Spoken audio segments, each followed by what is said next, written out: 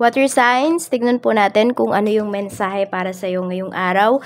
Keep in mind po na ito ay general reading lamang, so hindi po lahat ay makaka-relate, so be open-minded. Sa mga hindi pa po nakasubscribe dito sa ating channel, please subscribe na po kayo. And pa-like na din po ng ating video, at sa mga nais naman po mag-avail ng ating private readings, ng ating Evil Eye Amulet, ng ating Tiaras Bracelet, makikita nyo po yung link sa description box. Tarot Intentions by Alian Reyes. Okay, tignan na po natin ano po ang mensahe para sa iyo. Mensahe natin, Spirit Guide for water signs.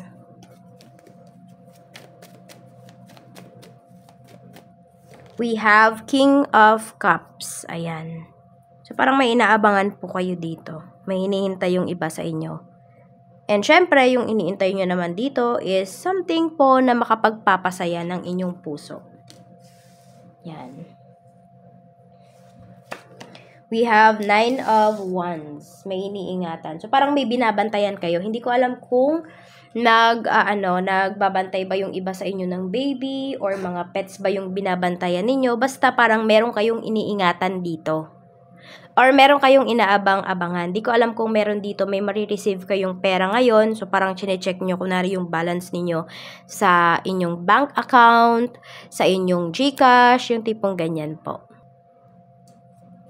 We have 5 of Wands. More on protection yung nakikita ko dito. So, may pinoprotectionan po yung iba sa inyo. And, ingat po kayo, water signs, kasi pwedeng may makaaway kayo dito. Malakas yung energy dito ni fire signs. So, Sagittarius and Leo yung lumalabas na energy. We also have Temperance. So, meron dito, nagtitimpi lang po yung iba sa inyo. Or meron ditong tao na gusto kang kumprontahin, pero pwedeng iniiwasan mo siya, water signs. So, pwedeng ang gustong kumprontahin ka dito is si Sagittarius. We have Ace of Pentacles. So, pwedeng may usapang pera pagdating po dito. Ayan. So, pwedeng may hinihintay talaga kayo na big amount of money. Yung iba naman sa inyo, pwede kasi, ito di ba, parang nilalaban nyo kasi ito. Okay? So, pwedeng para sa inyo talaga yung pera na to at nahihirapan po kayong kuhanin siya. So, pwedeng ito ay ilalaban ninyo, pwedeng sa batas. Ayan. Yung iba naman dito, pwedeng naniningil kayo kung meron kayong mga pautang, water signs.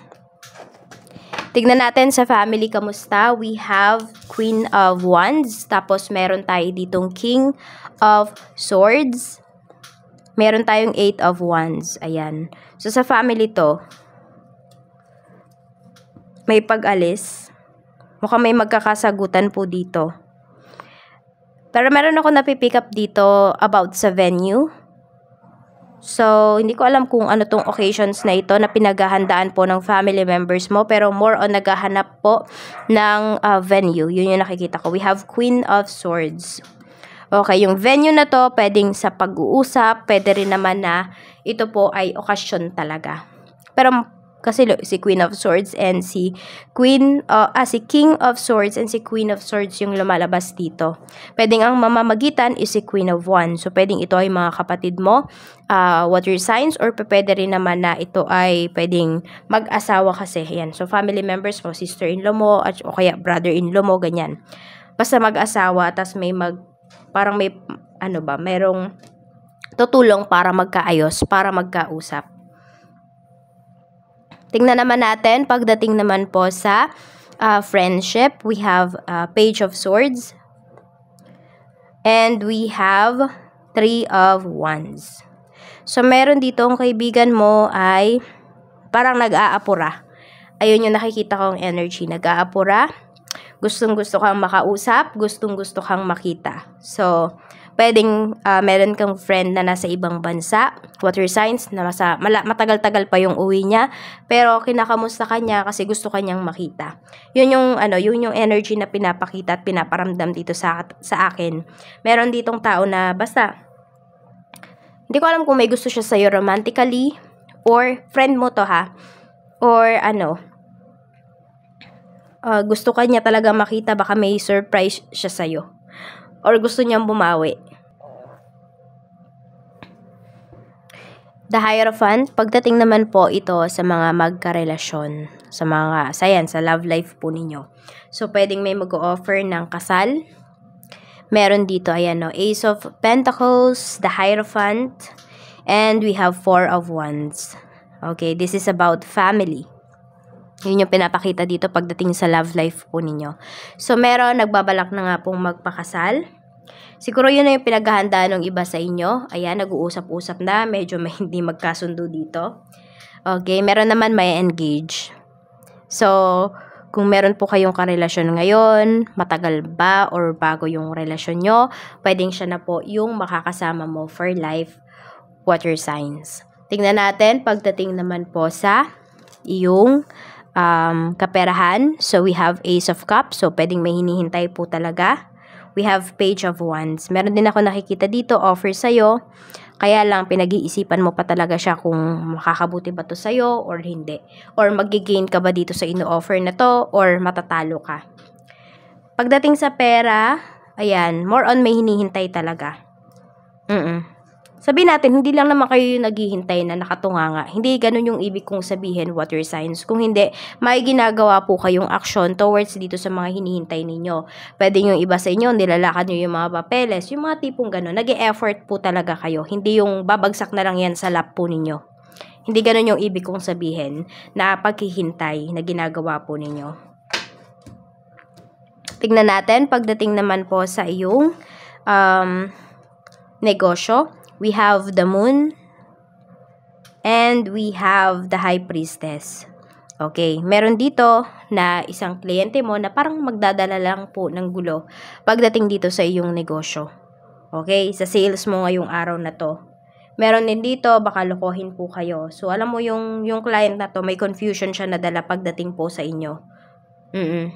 Pwedeng pagdating sa bayad, alam mo yon, di ba uso yung mga budol, so mag-iingat po kayo ngayong araw na ito kasi baka makatapat po kayo ng ganyang kliyente.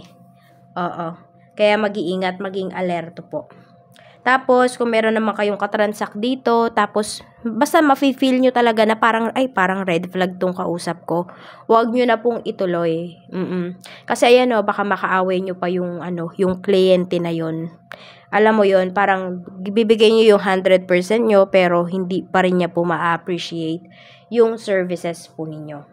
Tingnan natin pagdating naman po sa iyong naman pong trabaho. We have 9 of Swords. Meron tayo ditong 10 of Pentacles. Ayan. Pagdating naman dito sa inyong trabaho, sa inyong work, may nilalaban po talaga. Yung iba naman sa inyo, pagod po talaga kayo ngayong araw. Pero okay lang, kahit pagod kayo, satisfied naman kasi yung bulsa po ninyo. So, pwedeng it's either may ma-receive kayo na bonus, malaking tip ngayong araw na ito pagdating sa inyong work. Kahit na pagod, stress yung iba sa inyo, happy pa rin po kayo doon sa kinita ninyo. Siguro, yun na lang din kasi yung iniisip ng iba sa inyo, water signs, pag kayo ay nagtatrabaho. Yung pera na lang talaga, yung monetary side na lang. Tingnan natin pagdating naman po sa Archangel message para sa iyo. Archangel message natin, Spirit Guide for water signs. Ano po ang ating Archangel message? We have innocence. Sabi dito, ito yung prayer. Dear God and angels, thank you for helping me see that all of your qualities of pure love and light are reflected within me and all others. Help me embrace my God-given innocence so that I may be at peace. So, meron dito, mabait talaga kayo sa mga animals. Pwedeng may mga rescuer dito. Or pwedeng marami kayong alaga. Parang nasasaktan kayo for them. Sa mga tao bang inaapi na walang kalaban-laban. Tignan natin. We have a new romantic cycle begins, new moon in Libra. So, ayan po, pwedeng meron dito. Yung iba sa inyo is new cycle, di ba? A new romantic cycle begins. So, pwede po na may pagbabalikan. Ayan nga, may pag-aayos. Meron din naman dito kung sino man po itong taong nililigawan ninyo. So, pwedeng sagutin na po kayo ng tao na yan. Tignan natin saan ka ba dapat mag-focus ngayong araw na ito. Saan ka dapat mag-focus today? So, we have King of Swords. Okay, sa mga bagay po na gusto mong ma-accomplish. Ayan, sa mga goals mo, dyan ka mag-focus. Tingnan natin. So, lahat ng move mo dito, dapat po planado. Huwag kang kikilos na basta-basta lang. Yung tipong, ito lang yung magustuhan mo, ito yung gagawin mo. So, kailangan daw pag-isipan mo yung mga kilos mo. Water signs ngayong araw na ito. Tignan natin. Mensahe pa po natin, Spirit Guide. We have flexibility. Adapt slowly by using versatility, compromise, adaptation, change, etc. Be flexible in your method. So, hindi dahil gusto mo, ayun na yung gagawin mo. Kailangan matuto kang makisama, matuto kang maging versatile sa ginagawa mo, sa iyong approach. Yan. Ito yung lucky numbers mo. 15, 23, 36, 22, 58, 4. And yung dalawang number is 16, tapos 25. Yan po ang mensahe para sa'yo. Water signs, maraming salamat po. Mag-iingat kayo always and more blessings to come.